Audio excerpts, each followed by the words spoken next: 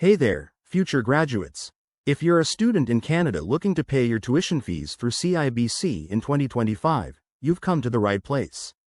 In this quick guide, I'll walk you through the entire process step by step, so you can handle it smoothly without any hassle.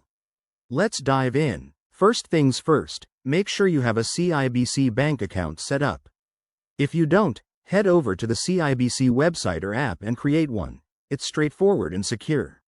Once you're logged in, you'll see your dashboard. From there, navigate to the Payments or Bills section.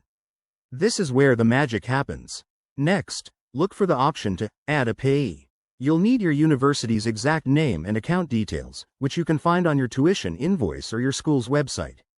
Type in the payee information carefully to avoid any errors. Pro tip: double-check the spelling and account numbers to prevent delays. Now, enter the amount you need to pay.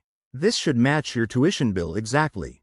If you're paying in installments, select the appropriate due date from the calendar feature. CIBC makes it easy to schedule payments ahead of time, so you won't miss any deadlines. Once everything is filled out, hit Review to double-check your details. If it all looks good, confirm the payment. You'll get an instant confirmation on screen, and often an email or text notification from CIBC. That's it, you're done. Remember, in 2025, CIBC might have some updated features, like enhanced security with biometrics or AI-assisted payment suggestions, so keep an eye out for those.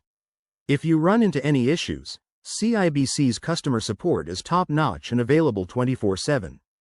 Thanks for watching. If this helped, give it a thumbs up and subscribe for more student finance tips. Feel free to drop your questions in the comments below. Stay smart with your money and good luck with your studies.